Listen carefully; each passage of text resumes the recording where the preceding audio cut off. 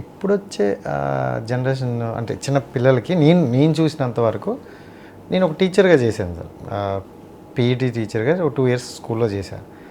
అంటే ఎలా ఉందంటే వాళ్ళ ఇంతకుముందు పాత రోజుల్లో ఇది బడికి రాకపోతే కొట్టండి అని గురువులకు చెప్పేదానండి. ఎందుకురా ఈ హెయిర్ కట్ చేసావు, ఎందుకురా ఇన్షర్ట్ వేయలేదని ఒకటి కొడితే మా బాబుని ఎందుకు కొట్టావు అనే స్టేజ్ వరకు వచ్చేసింది సార్. అయిపోయింది, అదే చెప్తున్నానండి. ఇప్పుడు మా పిల్లల్ని మేమేం కొట్టాం, మీరు ఎందుకు కొట్టారు? Yes sir. నేను అడిగేది ఏంటంటే మీ పిల్లల్ని మీరు కొట్టరు, తప్పే లేదు, ఓకే రైట్, అది మీరు. బట్ ఒక టీచర్ చేశాడు అంటే అది ఎందుకు చేశాడు, ఊరికే చేయరు. అది నాకు ఇప్పటికీ మీరు ఈ మాట అన్నప్పుడు నాకు బాగా గుర్తు. రోజు మా ప్రిన్సిపల్ గారేమో మీ నాన్నగారిని ఒకసారి మీ పేరెంట్స్ని తీసుకురా అన్నారు. ఇంటికి వెళ్ళి చెప్పాను, ఇలా మా ప్రిన్సిపల్ గారు మిమ్మల్ని నువ్వు ఏం తప్పు చేసావని మా నాన్నగారు అడిగాను నన్ను. నేను ఏం తప్పు నువ్వు ఏం తప్పు చేయకపోతే ప్రిన్సిపల్ ఎందుకు రమ్మంటారు మమ్మల్ని?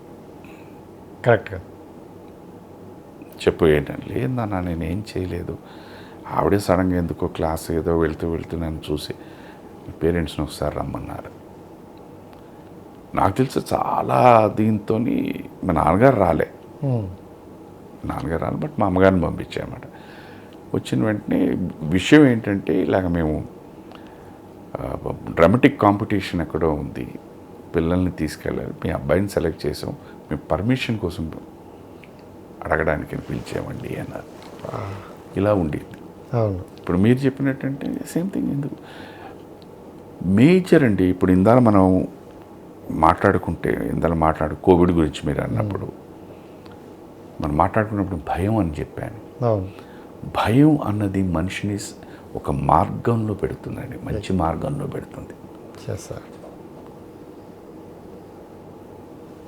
అది చాలా ఇంపార్టెంట్. ఆ భయం అన్నది ఎక్కడో ఒక దగ్గర భయం ఉండాలి.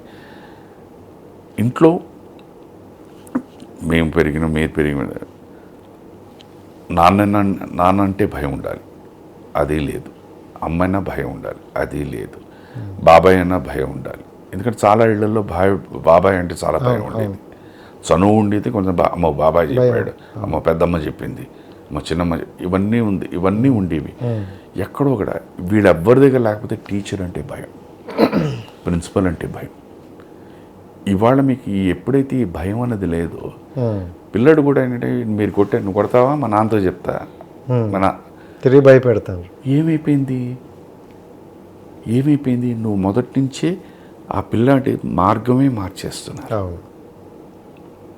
ఒక తప్పుడు ఆలోచనలు, తప్పుడు దీంట్లోకి వెళ్ళిపోతున్నాడు.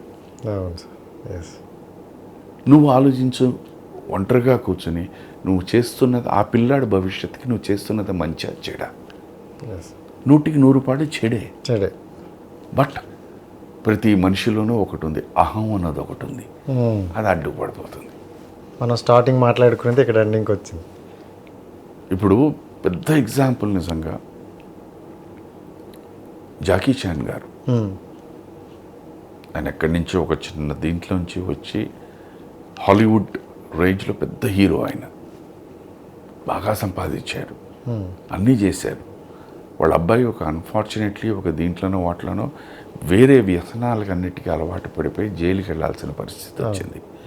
జైలు నుంచి ఆ శిక్ష అంతా అనుభవించి బయటకు వచ్చిన తర్వాత జైలు ముందే అతడుకున్న యావత్ ఆస్తి అంతా ఆర్ఫనేజ్కి వాటికి డొనేట్ చేసి, ఇగో నా తరఫున బికాస్ నువ్వు మా అబ్బాయి కనుక నీకు ఇంత, అమ్మాయికి ఇంత.